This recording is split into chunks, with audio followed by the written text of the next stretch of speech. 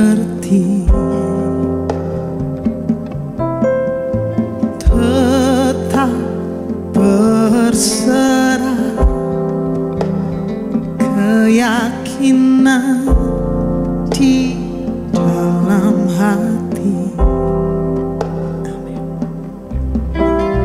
Rencana yang terbaik,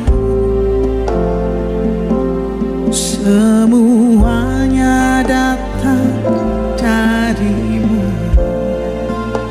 Amin. Karena tanganmu memurnikanku, ku tetapkan hatiku untuk percaya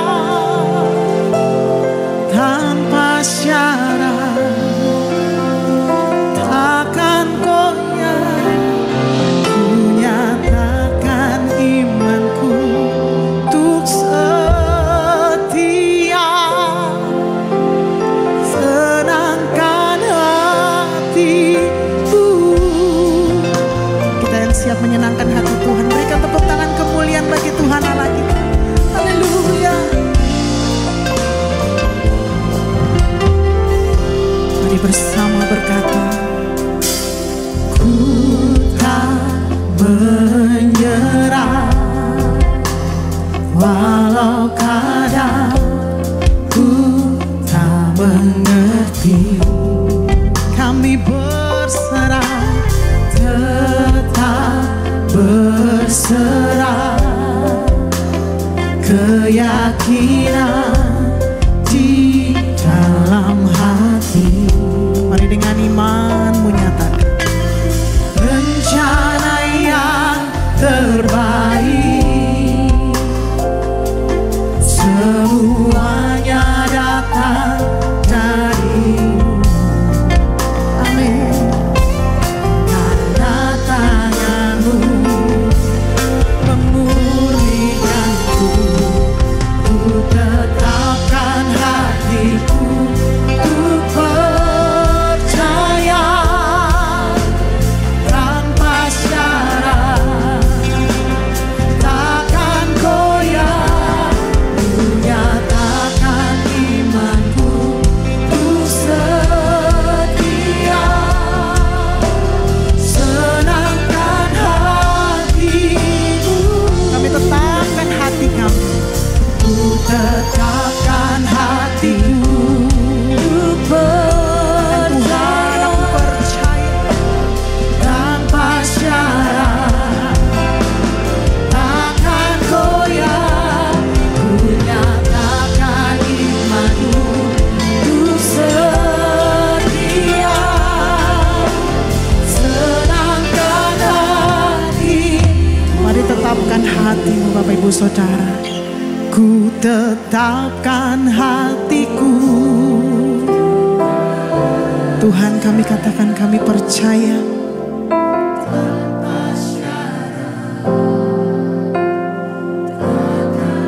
Amin.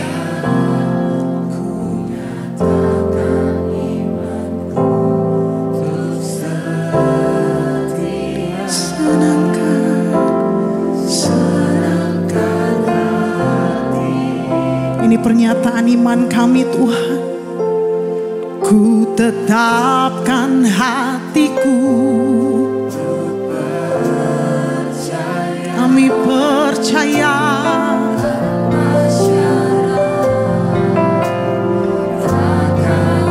takkan goyah, tetap setia, tenangkan hatiku. Kita berdiri bersama-sama Bapak Ibu Saudaraku. Mari dengan iman. Ku tetapkan hatiku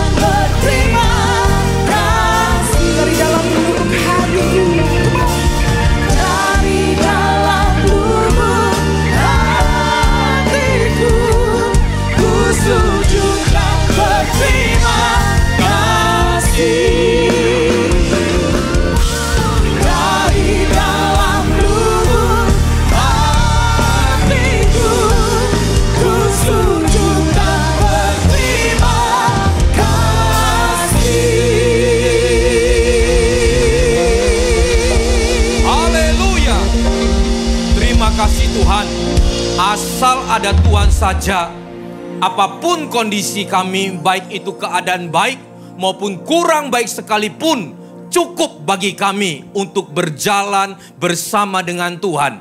Karena kami percaya saat kami bersama dengan Tuhan, kami tidak akan sampai jatuh tergeletak. Kami tidak akan pernah dibiarkan Tuhan, karena kami adalah anak-anak Tuhan.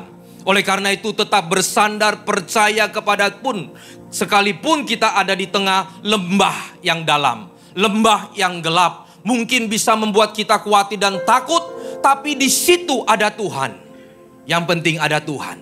Yang penting ada Tuhan. Yang penting ada Tuhan bersama dengan kita. Kuasai setiap kami ya Tuhan di tempat ini.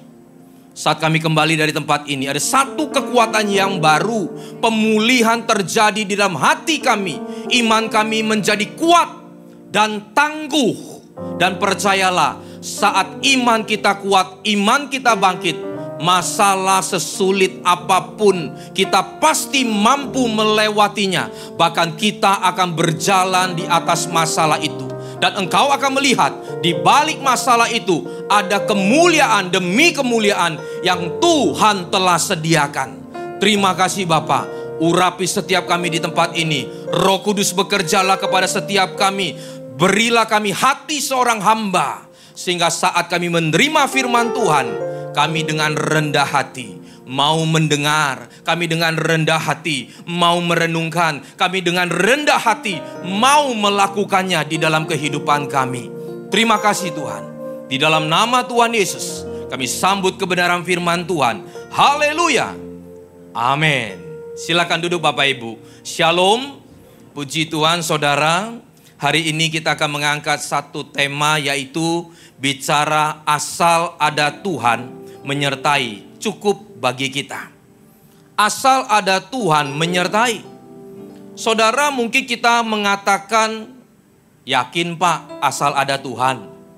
Meskipun di tengah-tengah kesulitan kita, meskipun di tengah-tengah mungkin saudara sakit berat, ya, mungkin ada yang keadaan bangkrut, mungkin ada yang masalah rumah tangga, masalah dengan anak dan juga mungkin pasangan suami istri. Masa Pak?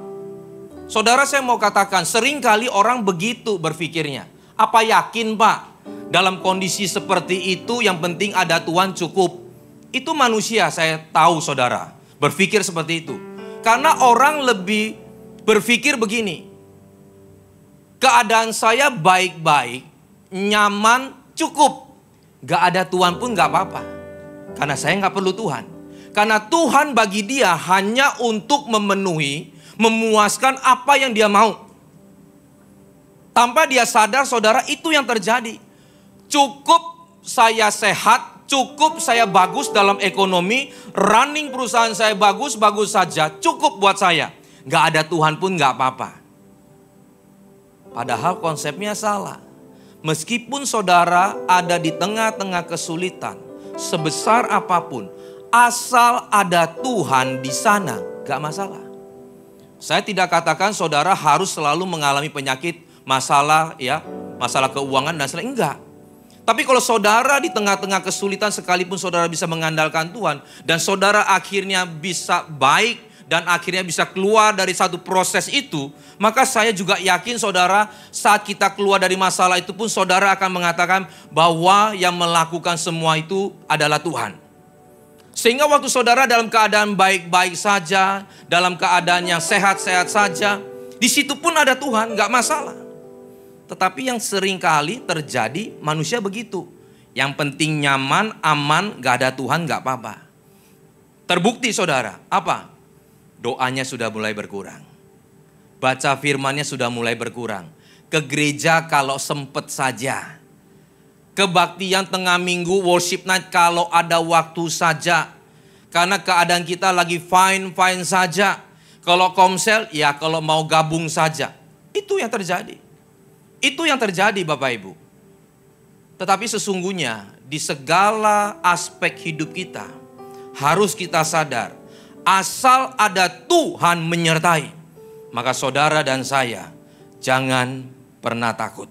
Mari kita lihat dulu firman Tuhan dalam Mazmur 23 ayatnya yang pertama sampai dengan keempat. Mazmur Daud. Ini Daud yang mengalami satu masalah, problem saudara, perjalanan hidupnya. Di mana saudara dia juga sebelum menjadi raja, bahkan sesudah menjadi raja, dia juga sempat dikejar-kejar sebelum menjadi raja oleh Saul dan lain sebagainya dan lain sebagainya. Dan dia mengalami satu masalah, satu gundah gulana, satu hal yang sangat berat menekan hidupnya. Tapi kita lihat apa yang Daud katakan. Mazmur Daud, Tuhan adalah gembalaku, takkan kekurangan aku. Ia membaringkan aku di padang rumput yang hijau. Ia membimbing aku ke air yang tenang. Ia menyegarkan jiwaku. Ia menuntun aku di jalan yang benar. Dan oleh karena namanya, sekalipun, saudara garis bawah itu, sekalipun aku berjalan dalam lembah kekelaman, aku tidak takut bahaya. Sebab kenapa? Sebab engkau besertaku. Sebab ada Tuhan di sana. Itu yang menjadi penyebabnya saudara. Meskipun dia ada di tengah-tengah titik terendah pun, di tengah-tengah lembah kelam pun, yang penting ada Tuhan di situ. Yang penting ada Tuhan. Yang penting ada Tuhan Bapak Ibu. Jadi apa yang harus kita lakukan? Waktu kita sakit ya dekat Tuhan. Ada Tuhan di situ. Waktu kita lagi ngalami masalah, berdoa ngandalkan Tuhan. Ada Tuhan di sana. Jangan ngandalkan manusia. Jangan pakai cara kita. Jangan pakai kekuatan kita. Berpikir, berencana silakan. Tapi tetap andalkan Tuhan. Itu namanya kita mau menyertakan Tuhan di dalam kehidupan kita. Dia katakan apa? Sekalipun aku berjalan dalam lembah kekelaman, aku tidak takut bahaya. Sebab engkau besertaku, gadamu dan tongkatmu, itulah yang menghibur aku. Sekalipun dalam lembah kekelaman, aku tidak takut. Karena apa? Karena ada Tuhan. Saudara, Saul ini waktu dia belum menjadi raja, dia ketakutan luar biasa karena dia dikejar sama raja. Karena perintahnya saudara, tangkap, habisi. Siapa yang gak takut saudara? Jangankan dihabisi, di penjara aja orang mulai ketakutan luar biasa. Gak bisa ketemu keluarga, gak bisa lagi dagang saudara, tidur susah, nyamuk banyak, makan gak enak. Hari ini saudara yang bisa makan bakso, ucap syukur Bapak Ibu. Ada orang yang di penjara makan pun susah. Saya dengar dikasih nasi kerak. Ya, nasi yang sudah berapa hari atau sisa-sisa, mohon maaf ya. Sisa-sisanya aparat oknum lah itu ya. Sisanya aparat yang bawanya dikerok dikasih dia makan. Nanti kalau ada uang setor masuk baru dikasih makanan lebih enak. Atau orang rumah bawa makanan baru ada makanan enak. Tapi kalau nggak ada orang rumah yang kasih uang bawa makan ke sana saudara, makan apa adanya. Bahkan yang basi saudara dia makan. Hari ini kita masih bisa makan soto, bisa makan sesuatu yang enak. Ucap syukur di sana saudara. Nah Daud saudara waktu dikejar-kejar, dia ada di lembah, di goa-goa saudara. Makan susah, semua susah. Tapi dia mengatakan asal ada Tuhan yang menyertai saya nggak takut. Meskipun susah, tapi saya yakin, saya nggak akan mati. Saya nggak akan mati. Dia tetap yakin saudara. Saya pernah pergi ke En-Gedi, ya. Jadi memang tempat itu jarang orang mau pergi karena tempatnya ya gersang, tandus, ya nggak ada apa-apa, cuma batu saudara. Tour leadernya pernah bercanda. Jadi dari semua gersang itu saudara cuma ada satu pohon yang hijau. Di tebing gitu. Semuanya gersang cuma ada satu. Dia bilang itu mukjizat terjadi di situ. Kenapa? Karena ada orang Indo kencing di sana katanya. Bayangin saudara. Jadi gersang gak ada tumbuhan, cuma ada satu di pinggir tebing. Nah itu orang Indo karena cari toilet gak dapet, dia ngumpet di tebing, dia buang air kecil di sana, tumbuhlah tumbuhan saudara. Nah intinya saudara kita pergi ke sana, kita keliling panas cuma mau tahu di mana waktu Daud itu dikejar-kejar, ya. Dikejar-kejar, kepanasan luar biasa Bapak Ibu. Gak enak tempatnya, berbatuan. Singkat cerita waktu kami kembali ke bus, ya kita ngomong toh, Bapak Ibu ucap syukur. Meskipun sulit, tapi Tuhan menyertai kita. Ada Tuhan di dalam pilgrim perjalanan kita. Lalu ada satu bapak, ya, dia ngomong, penyertaannya di mana Pak? Ada Tuhannya di mana maksudnya? Gak masalah, memang orang bertanya toh. Saudara, terkadang manusia itu begitu. Jalan kecapean, bolak-balik, kena terik matahari, kepanasan, kelelahan. Terus dibilang ada penyertaan Tuhan. Penyertaan Tuhan di mana? Yang ada saya bayar pilgrim mahal-mahal, tapi kejemur matahari, betul? Penyertaan Tuhan di mana? Lalu Tuhan kasih hikmat kepada kita, saudara. Andai kata Pak, mohon maaf, kita disetelkan satu video nih, ya. Waktu kita jalan turun naik itu tanpa sengaja, ada juga terap tangga toh, tapi nggak bagus, dibuat aja asal ada aja gitu. Ada juga yang kena air, di situ juga ada air-air toh. Kita terpleset gitu ke depan, lalu mungkin kita luka, bocor kepala kita. Terus apa yang kita mau ngomong? Kita baru bisa mengucap syukur, rupanya Tuhan sudah tolong saya. Kalau saya nggak kena musibah itu. Andai kata kita bisa lihat.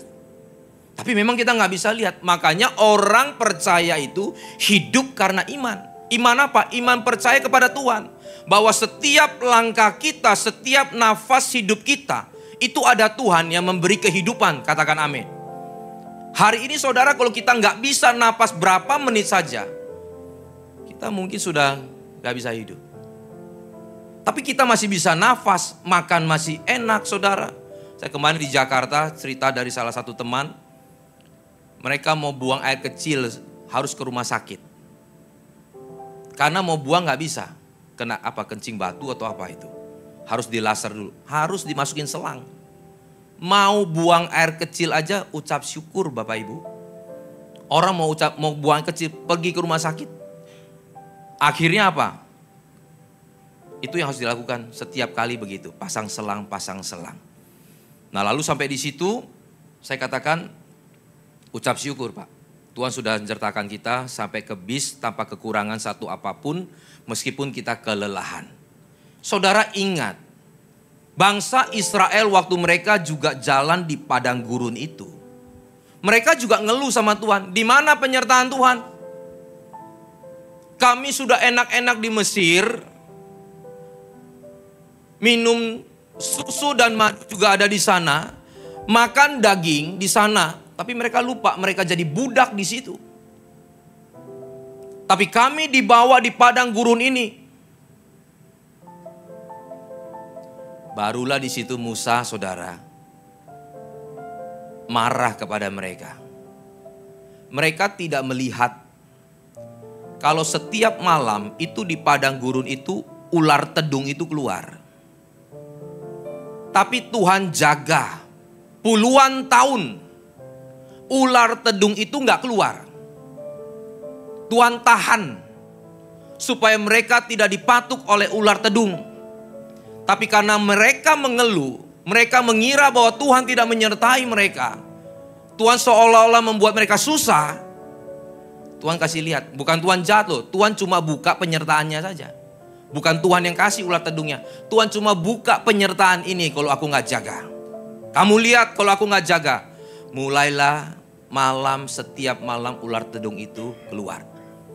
Dan barang siapa yang dipatuk oleh ular tedung, di situ Musa buat salib dan juga ular. Yang sampai sekarang kalau saudara pergi ke apotek, yaitu simbolnya obat. Jadi mereka kalau mau sembuh, ya mereka berdoa di sana. Berdoa di sana mereka dapat kesembuhan. Nah itulah kita Bapak Ibu. Kadang kita merasa kalau Tuhan menyertai saya harus kelihatan. Kalau nggak kelihatan ya itu bukan penyertaan Tuhan. Padahal Tuhan sudah menjaga setiap langkah kita. Makanya kalau kita di dalam masalah pergumulan dikatakan tadi bahwa dia tetap berjalan. Daud katakan aku tetap berjalan. Itu kuncinya. Kalau kita di dalam pergumulan kita harus tetap berjalan. Kenapa? Karena itu satu proses. Lembah itu bukan tujuan, masalah itu bukan tujuan. Masalah lembah kekelaman itu adalah satu proses Tuhan membawa kita kepada Kanaan. Katakan amin. Membawa kita kepada janji Tuhan, membawa kita kepada rencana Tuhan yang besar dalam kehidupan kita. Jadi tetap berjalan. Makanya dikatakan, aku berjalan di dalam lembah kekelaman. Daud tetap jalan, saudara. Meskipun ada yang jalannya pelan, ya, ada yang lebih cepat, tapi jangan pernah berhenti. Tetap berjalan. Artinya apa? Tetap ikuti prosesnya. Termasuk gereja. Ya, saudara, saya 3 minggu di Jakarta, ya. 3 minggu di Jakarta, ada renovasi, ya, BES Jakarta. Memang berapa tahun, ya 1 tahun yang lalu lah, mereka sudah kasih sign bahwa kelihatannya CP sudah diambil oleh Jepang, ya. Mereka akan robah segala sesuatu manajemen dan strategi bagaimana mereka menjual dan lain sebagainya. Jadi dia minta kita ini sudah mulai ya atur-atur gitu ya. Singkat cerita Bapak Ibu, 3-4 bulan yang lalu Pak Fengki sudah mulai cari daerah peak. Cari daerah peak, tapi belum ketemu. Mulai cari lagi 2 bulan terakhir, sudah mulai mengerucut ke satu tempat. Tapi waktu mau ngambil satu tempat itu, sekitar 1000 meter, saudara, marketing ini ngomong, Pak, ini mau diambil sama gereja yang di Surabaya loh Pak, yang besar. Oh ya, nggak apa-apa, dia kan masih nawar, kita juga nawar. Oke.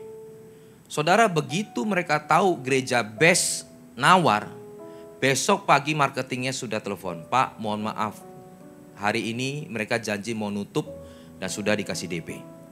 Kita gereja kecil badan saudara, itu gereja raksasa. Tapi itulah, tapi nggak apa-apa saudara, doa lagi cari tempat, sampai akhirnya dapat di komplek yang sama, tapi ini lebih kecil, sekitar 400 sampai 500 meter. Kita ambil parkiran juga dibangun, ada juga tempat yang sudah jadi atapnya. Saudara, tapi masih nego-nego harga karena terlalu mahal. Akhirnya singkat cerita apa yang kita minta mirip jadi.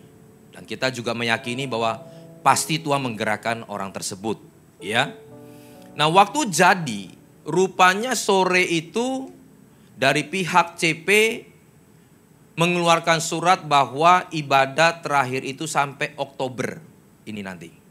November sudah tidak bisa ibadah. Apa maksud saya Bapak Ibu? Kita bisa deal di pagi hari, sore dikasih surat keluar. Kelihatannya simple, kelihatannya biasa, kebetulan. Tapi saya mau katakan di dalam hidup kita, kalau kita mau mengandalkan Tuhan, kita mau berdoa kepada Tuhan, kita minta tanda kepada Tuhan, ini dari Tuhan kan? Saudara dan saya harus belajar peka. Belajar, oh ini loh tuntunan Tuhan. Oh ini loh dari Tuhan. Makanya Bapak Ibu kalau tanya kepada pendeta, Pak, boleh nggak saya maju atau mundur? Boleh nggak saya putuskan? Pendeta masih ngomongnya begini, doa dulu. Pasti saudara dan saya akan berpikir, bahasa lama Pak. Betul nggak? Kita paling ngomong, ya itu paling bahasanya pendeta. Padahal saudara, kita diminta untuk cari tanda dari Tuhan. Kadang-kadang kita hanya bisa menghitung, menilai dari cara kita. Cara kita pasti cuan dulu, untung dulu, jangan rugi dulu. Nggak salah sih. Tapi kita saudara harus belajar mencari apa maunya Tuhan. Nah, sehingga beliau merasa ya, dan juga ada tanda bahwa Pak Fengki bilang Tuhan menyertai kita. Dan berapa hari lalu, ini bagi saya pribadi. Bagi saya pribadi, nggak ada sangkut pautnya. Berapa hari sebelumnya saudara, ya namanya orang kan tetap perlu sesuatu, ya kan? Saya juga tetap masih ada kerja. Saya berdoa sama Tuhan, Tuhan ini di Jakarta dulu masih ada customer lama yang cari, sekarang udah berapa bulan nggak ada nih. Gimana Tuhan?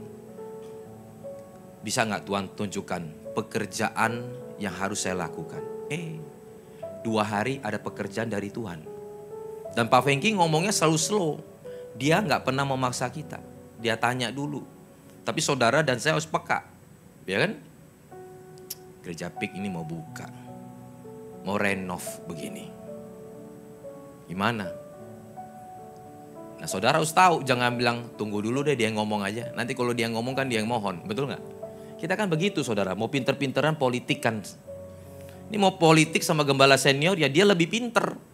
Jangan sampai dia tahu kita juga pinter, lebih baik kita lebih baik nunduk saudara kasih kepala gitu ya. Sorong, siapa?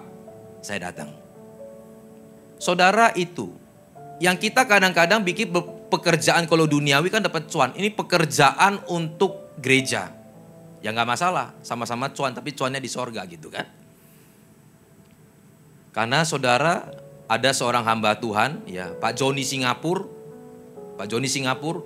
Waktu gereja baru saya mau buka di Singapura Januari 2006. Artinya sebelumnya dia tiba-tiba dapat mimpi. Dia juga lagi bergumul dia cari pekerjaan saudara. Saya keinget tentang kasusnya Pak Joni ini. Tuhan gimana soal pekerjaan dan lain sebagainya. Saya sekarang sudah di Singapura, banyak di Singapura. Tiba-tiba dia mimpi Pak Fengki datang ke sama dia. John, ada satu pekerjaan yang gak pernah bisa bangkrut. Tapi waktu begitu dia ngomong seperti itu, Pak Joni bangun. Dia tanya sama istrinya. Dan istrinya waktu itu juga lagi goyang tentang kapalnya. Saudara. Dia kan jual kapal toh. Nah, ini ada pekerjaan. Pak Fengki saat itu bisa telepon. John, semalam mimpi apa kamu? Ditanya, semalam kamu mimpi apa? Ya Feng, gue mimpi ini. Katanya lu mau kasih gue pekerjaan yang gak pernah bisa bangkrut. Pekerjaan apa? 2006 Januari tanggal sekian kita mau buka gereja. Itu pekerjaan yang gak bisa bangkrut. Langsung ditutup. Saudara, apa yang kita lakukan di dunia ini semua bisa hilang. Saya tidak katakan saudara gak kerja. Jangan salah paham. Kalau saudara masih bisa berpikir ke begitu, itu level imannya di bawah. Kalau kita ngomong begini saudara, itu namanya kita ngomong tetap saudara bekerja, tetap lakukan yang terbaik. Tapi fokus kita bukan lagi di dunia ini. Hati kita terpaut di atas sana. Perkara-perkara di atas. Sehingga waktu kita mengatakan kalau pekerjaan Tuhan itu lebih dari semuanya. Itu artinya membawa kita supaya kita bisa mengenal Tuhan lebih lagi saudara. Karena apa? Apakah Daud tidak pernah takut? Apakah kita tidak punya rasa takut menjalani hidup ini? Bisa. Daud pun bisa takut. Tapi ingat saudara, ya, ketakutan itu tidak akan membawa kematian bagi Daud. Masalah sebesar apapun tidak akan membuat kita tergeletak. Kenapa?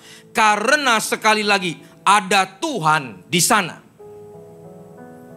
Saudara lihat kalau padang gurun, lihat masalah kita itu begitu besar. Saya baru pulang Terminal 3 saudara, lewat Terminal 3. Jalan saya pikir dari gate 10 sampai gate 20 dekat. Rupanya satu gate itu bisa 100-150 meter. Jalan kurang lebih artinya berapa? 1,5 kilo. Tapi saya bisa sedikit enjoy. Karena ada Starbucks, karena ada roti O, karena ada supermarket, karena ada ini, karena ada itu, ada kursi ini. Saya bisa nikmati sebentar, lalu tiba-tiba nyampe. Tapi waktu saya nengok ke jendela Bapak Ibu, itu jalan tol sama jalan raya. Andai kata saya di sana, pasti rasanya beda. Betul nggak? Suasana hati beda. Nggak bisa enjoy, pasti sudah keluh kesah dulu, pasti sudah nggak nyaman dulu, apalagi panas. Apalagi diklaksonin saudara sama orang, bisa ngamuk kita. Nah itulah kondisi Daud waktu dia ada di padang gurun. Pasti dia takut. Pasti kondisinya nggak enak.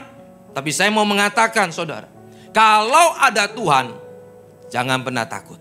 Bahkan di dalam lembah kekelaman itu di dalam terjemahan aslinya dikatakan bayang-bayang kematian. Apa maksudnya? Saudara waktu kita ngalami masalah, pasti itu akan membuat kita takut, membuat kita stres, saya ngerti. Makanya kalau dikatakan Daud itu takut, ya. Apalagi kalau kita divonis sama dokter. Apalagi kalau pas kita lagi jatuh bangkrut saudara, pasti takutlah, pasti. Apalagi kalau kita dalam keadaan yang terpuruk, kita lagi kena masalah, begitu banyak, pasti takut. Pasti takut. Tapi firman Tuhan ngomong begini, bayang-bayang kematian. Boleh nggak dibukain terjemahan Inggrisnya? Mazmur 23 ayat yang keempat terjemahan Inggris. Sambil dicari, saudara, saya teringat satu lagu. Itu lagu cukup bagus, cocok dengan judul khotbahnya. Sekalipun aku dalam lembah gelap, ku tak takut, sebab Kau besertaku. Sekalipun badai topan datang menerpa, ku tak gentar, sebab Kau di sisiku. Kenapa saudara? Aku percaya karena ada tangan Tuhan. Berkat-Mu atasku melimpah. Karena ada berkat rohani, kebajikan, kemurahan selalu mengikutiku. Ku puji, ku sembah Kau Tuhan. Sekalipun aku dalam lembah gelap, ku tak takut, sebab apa? Sebab ada Tuhan. Sekalipun masalah, topan, badai, kita nggak akan pernah gentar. Kenapa saudara? Sebab Dia di sisiku. Kenapa? Aku percaya berkat-Mu atasku melimpah. Kebajikan, kemurahan selalu mengikutiku. Ku puji, ku sembah Kau Tuhan. Itulah saudara yang membedakan kita dengan orang dunia. Masalahnya sama, tapi saya mau katakan respon dan penyertaan Tuhan itu yang berbeda. Mereka saudara bisa dikuasai oleh ketakutan. Tapi bagi anak Tuhan, lembah kekelaman itu adalah hanya bayang-bayang kematian. Kalau bayang-bayang kematian itu bukan asli. Saudara bisa disakiti oleh bayangan saya? Mungkin bisa kena bayangan saya. Kena tangan saya bisa disakiti. Tapi kalau kena bayangan saya gak bisa disakiti. Orang yang di luar Tuhan bisa kena tangan kita. Tapi orang yang di dalam Tuhan bisa hanya kena bayangan saja. Sehingga saya mau katakan ada satu kekuatan iman di dalam hidup kita yang kita yakin. Boleh ada masalah, boleh ada tantangan, tapi tidak akan membuat kita habis, tidak akan membuat kita tergeletak. Ayat-ayat Inggrisnya dikatakan apa? Shadow of death. Jelas, lembah kekelaman itu dikatakan hanya bayang-bayang kematian. Bicara kematian, saudara lihat orang yang gak punya iman, meskipun KTP-nya Kristen ya saudara. Gak usah masalahnya besar, cuma gak salah putus cinta, putus cintrong gitu kira-kira saudara. Bisa dia lompat dari gedung yang tinggi. Oh kita katakan kasihan ya Pak, ya kasihan sih. Kok bisa ya Pak? Saudara saya mau katakan kalau kita lagi dikuasai, dihantui oleh ketakutan dan lagi patah hati, itu bisa terjadi. Sekarang yang menjadi persoalan, jangan sampai kita mengalami hal tersebut. Dan sekarang saudara lihat, itu bukan hanya terjadi di universitas. Terjadi di semua hal, semua lini. Artis saja bisa bunuh diri. Pengusaha tahun 97 aja banyak bunuh diri. Encim-encim mohon maaf di Hong Kong, di Jepang saudara. Aja bunuh diri. Mau ngomong mana lagi? Kedokteran, universitas, ada pembulian. Di kepolisian ada juga. Itu oknum ya. Di mana lagi saudara? Di mana-mana ada. Dan itu bisa mengakibatkan kematian. Ketakutan, kekhawatiran itu bisa membuat kita akhirnya berujung kematian. Dan saya mau katakan, orang yang akhirnya bisa berujung kematian adalah orang yang sudah nggak percaya, sudah nggak punya iman lagi berharap kepada Tuhan. Dan itu bisa terjadi kepada orang yang hanya Kristen KTP. Kalau kita tidak hati-hati Bapak Ibu. Saya baru dengar dari orang yang cukup bisa dipercaya. Dia join di satu gereja besar. Dan notabene semua anak muda. Saya duduk sama dia, cerita-cerita. Dia ngomong, Pak, saya bawa yang sudah masuk kerja ke tempat kita. Ada yang masuk, ada yang enggak. Ada yang enggak bisa langsung terima, ada yang bilang oke, bagus. Rupanya begini Bapak Ibu. Mereka kuat itu di SMP dan di SMA. Karena orang SMP, SMA belum cari duit. Taunya hanya minta uang saku dan taunya cuma main-main. Mohon maaf ya, termasuk pelayanan pun bisa jadi mainan. Daripada di rumah, mainan di gereja. Itu bisa terjadi loh, mohon maaf ya. Hanya bisa jadi pelarian, bisa. Kok bisa tahu Pak? Kita lihat aja buahnya. Kita lihat aja perubahannya. Singkat cerita Bapak Ibu, begitu dia sudah masuk di kuliah semester 4 dan kelima, mereka mulai terhilang, jenuh. Mereka berpikir realita hidup dengan apa yang diajarkan di gereja SMP sama SMA itu beda. Waktu saya SMP dan SMA selalu dikatakan ikut Tuhan pasti Tuhan kasihilah. Memang betul Tuhan kasih. Gereja Best tetap ngajar itu. Tapi hanya itu yang dia tahu. Dia tidak diajarkan bagaimana hidup itu kadang di atas, kadang di bawah. Tapi saudara juga pasti pernah dengar, ikut Tuhan gak mungkin di bawah, selalu di atas. Betul?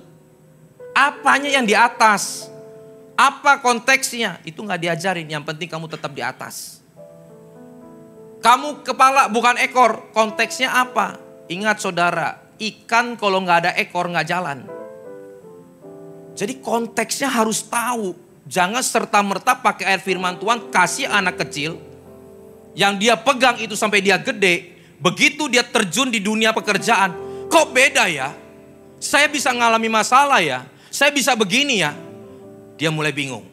Sebetulnya ajaran gereja benar gak? Ini dia saksi. Dia ngomong. Nah, saya mau tanya sekarang. Kalau dia tahu begitu, kenapa masih di sana? Karena komunitasnya kuat Pak. Pergaulannya kuat. Mereka sudah ada namanya. Kalau sekarang bahasa gaulnya apa? Circle-nya. Nah, kayaknya saya yang paling gaul di sini. Sudah ada circle-nya Pak. Jadi ya mereka kumpul-kumpul, ngopi aja, ngebakso aja, nyoto aja. Tapi di dalam kerohanian sudah gak bertumbuh. Itu yang terjadi. Saudara, firman Tuhan itu tidak pernah mengajarkan kita di awan-awan. Tetap dia mengajarkan kita realiti hidup.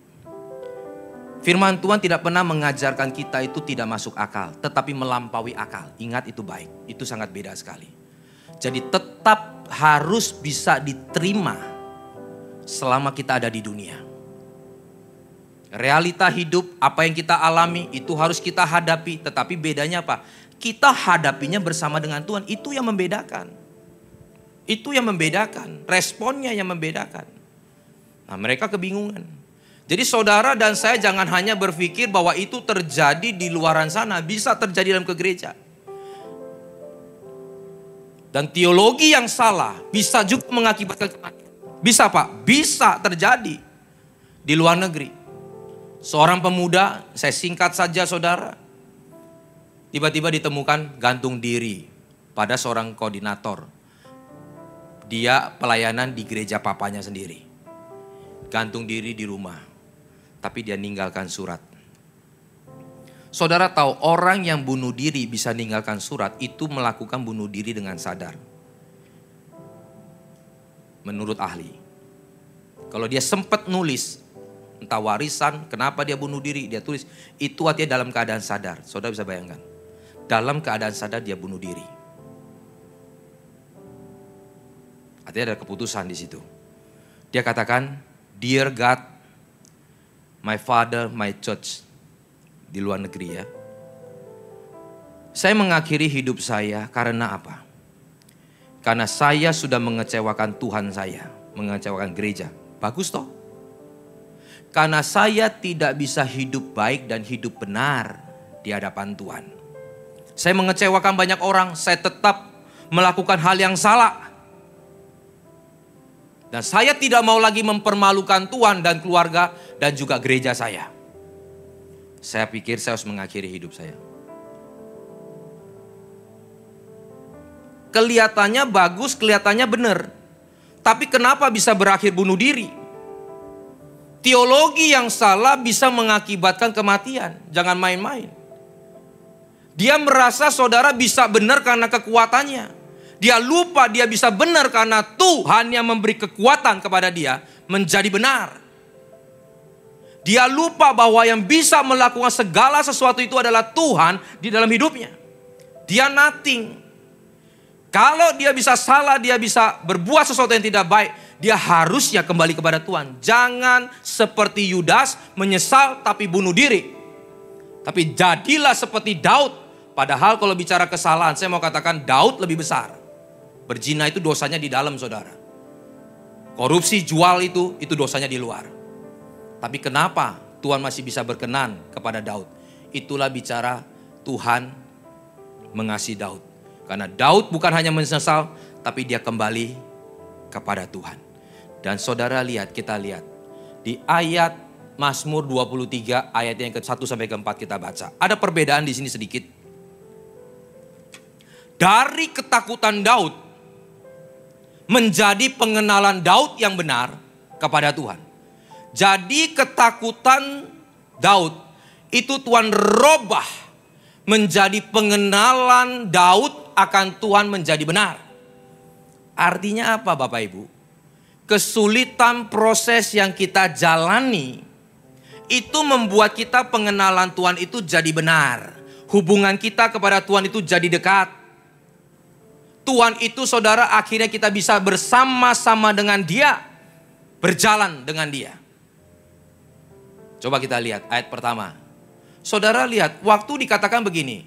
Tuhan adalah gembalaku, takkan kekurangan aku. Terus Ia bentuk ketiga. Membaringkan aku di padang gurun yang berumput. Ia membimbing aku ke air yang tenang. Kondisinya tenang, kondisinya nyaman, kondisinya enak, rumput yang hijau, air yang tenang. Tapi dia nyebut Tuhan itu dia. Orang ketiga. Ayat yang keempat. Tapi waktu dia mengalami masalah. Dikatakan apa? Di Mazmur 23 ayat yang keempat. Sekalipun aku berjalan dalam lembah kekelaman, aku tidak takut bahaya. Sebab apa? Engkau. Bentuk kedua. Sebab engkau besertaku. Gadamu dan tongkatmu. Itulah yang menghibur aku. Dulu kita tahu Tuhan itu dari mulutnya orang. Kita tahu Tuhan itu dari orang tua kita. Kita tahu Tuhan dari kesaksiannya orang. Kita gak pernah mengalami Tuhan. Tapi saudara dan saya begitu masuk dalam satu proses lembah yang kekelaman itu. Kita akhirnya bisa mengandalkan Tuhan. Ketakutan Tuhan robah menjadi pengenalan Tuhan yang benar. Yaitu bukan lagi takut akan hidup kita. Takut akan masalah kita. Tapi kita hidup takut akan Tuhan. Mari kita bangkit berdiri. Haleluya. Kita nyanyikan pujian yang tadi lagi. Sekalipun aku dalam lembah gelap, ku tak takut sebab kau besertaku. Sekalipun badai topan datang menerpa, ku tak gentar sebab kau di sisiku. Aku percaya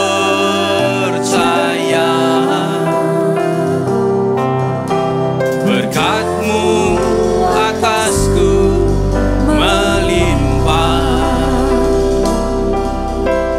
kebajikan, kemurahan selalu mengikutiku.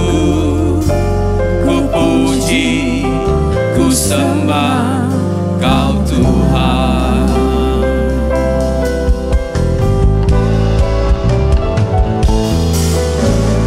Aku percaya berkat-Mu atasku melimpah, kebajikan, kemurahan selalu mengikutiku. Ku puji, ku sembah Kau Tuhan. Haleluya. Meskipun kami ada di lembah kekelaman, kami percaya ada Tuhan di sana. Oleh karena itu, apapun persoalan, masalah, pergumulan, yang penting ada Tuhan di situ. Yang penting ada Tuhan di sana. Kalau kita ada di tempat yang nyaman, ada di tempat yang baik, tapi kalau tidak ada Tuhan di sana, percuma. Sehingga dimanapun kita berada, libatkan Tuhan. Percayalah bahwa setiap masalah kita pasti ada jalan keluarnya. Bahkan Tuhan bukan saja menyediakan, bahkan Dia menciptakan jalan keluar itu. Yang tidak mungkin bagi manusia, mungkin bagi Tuhan. Oleh karena itu, libatkanlah Tuhan. Haleluya. Kami mau berdoa untuk gereja-gereja yang ada di seluruh dunia. Bagi para hamba Tuhan sampai kepada semua jemaatnya. Kiranya Tuhan Kau memberkati mereka semua, supaya mereka menjadi berkat dan berdampak. Buat semua hamba Tuhan dan gereja bersatu, rukun dan tidak terpecah-pecah, supaya dunia percaya bahwa Yesus adalah Tuhan bagi kemuliaan Allah Bapa. Demikian juga untuk gereja di mana kami Engkau percayakan untuk mengembalakannya, yaitu gereja BES. Kami juga mau berdoa untuk setiap persembahan dari jemaat-Mu, baik itu diakonia, perpuluhan, dan juga pembangunan gereja. Kiranya Engkau menerimanya dan membalasnya ya Tuhan. Biarlah persembahan ini berkenan kepada Engkau sebagaimana persembahan Habel. Tuhan, Kau memberikan kemurahan-Mu, balaslah kebaikan dan kerelaan hati umat-Mu. Jaga dan lindungi mereka, serta peliharalah mereka beserta keluarga, pekerjaan, kesehatan, studi, bahkan di dalam keiman kerohaniannya. Mari dekapkan kedua tangan di dada. Jagalah hatimu dengan segala kewaspadaan, karena dari situlah terpancar kehidupan. Jadilah berkat dan terimalah berkat rahmat anugerah dari Allah Bapa di surga, di dalam Putra Tunggalnya Yesus Kristus yang telah mati bagi dosa-dosa kita, dan Dia bangkit pada hari ketiga, sehingga kita sembah Tuhan Allah yang hidup. Iman kita bukan kepada Tuhan yang mati. Dia naik ke sorga, menyediakan rumah bagi kita, sehingga kita punya pengharapan yang pasti. Dia akan datang kedua kalinya menjemput gereja dan umatnya yang berjaga-jaga, kudus, dewasa, bijaksana, serta menghakimi dunia. Dan di dalam persekutuan dengan Roh-Nya yang kudus, menghibur, menguatkan, menginsafkan, dan terus membuat hati kita berkobar-kobar di dalam kasih semula, kekudusan, kebenaran, mulai hari ini sampai kedatangan Tuhan yang kedua kali. Haleluya. Ku nyanyi Hosana bagi Rajaku yang duduk di tanah. Aku muliakan dan ku agungkan, Kau layak disembah. Nyanyi Hosana. Ku nyanyi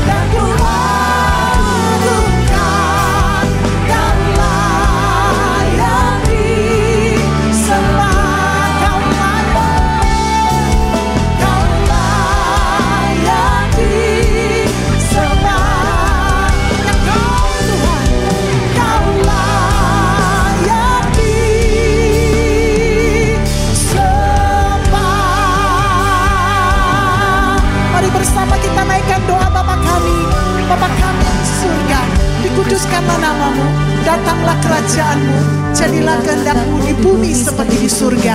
Berikanlah kami pada hari ini makanan kami yang secukupnya, dan ampunilah kami akan kesalahan kami, seperti kami juga mengampuni orang yang bersalah pada kami. Dan janganlah membawa kami dalam pencobaan, tapi lepaskanlah kami daripada yang jahat, karena Engkau yang punya kerajaan dan kuasa dan kemuliaan sampai selama-lamanya. Bersama kita berkata, amin. Haleluya, selamat malam. Tuhan Yesus memberkati.